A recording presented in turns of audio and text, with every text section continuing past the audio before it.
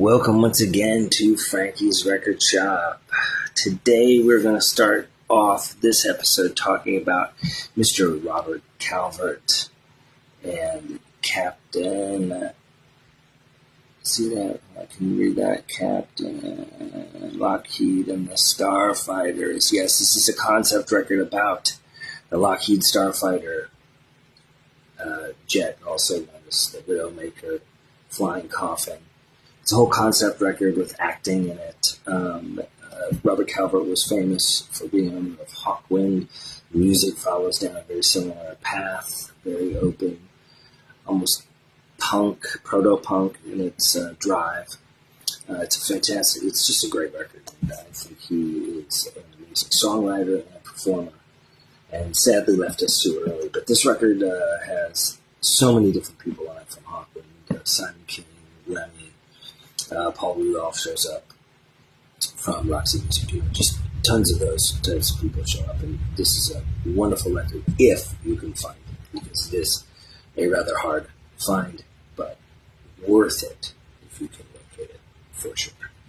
And next we're going to move on to a 1979 compilation record that was put out by Rhino, and it's called L-A-I-N. It's supposed to be like alien, see, like the alien egg projecting onto Los Angeles. There are so many cool bands on this collection, and the whole thing is just chock full of incredible songs. Garage, punk, power pop bands. You've got the Cats, Oingo Boingo, Charm School, Rubber City Rebels, the Low Numbers, Denny Ward, Twisters, Surf Punks, My Wave. That's awesome. The Ravers, the Droogs, Ahead of My Time. I love that song. That song is so cool. And Spock, the Furies, and the Weasels. So these were all bands playing around the LA scene at the time. And, it really is an amazing time capsule. And it captures Los Angeles 1979. And makes you wish you were there. That's for sure.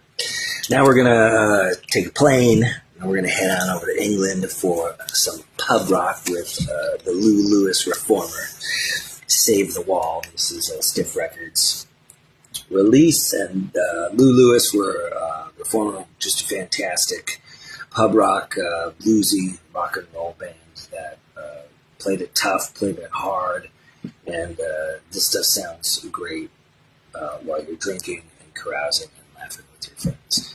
This is a super sweet record. Keeping with a bluesy theme, I guess, we go to Electric Mud by Muddy Waters. This is a gatefold. This is a record where he kind of tried to be all psychedelic. I think once Hendrix came out and everybody heard the quote, why Jerry Wexler from Atlantic Records wouldn't sign Jimi Hendrix, because he said he sounded like a bullshit Muddy Waters imitation, or like a second-rate Muddy Waters, which is pretty hilarious, right? So I bet the guys over at Chess were like, let's get Muddy to do a psych record. Let's get him to try to do some of this new bluesy rock the kids are doing. And the result is Electric Mud, which was hated by critics, really not liked by the establishment people, but it did its trick. It sold a lot of records to the hippies at the time, and I think it's pretty groovy. I like this record. It isn't maybe the definitive reason why you would run to Muddy Waters, but it sure is an interesting addendum to a career. I rather like it.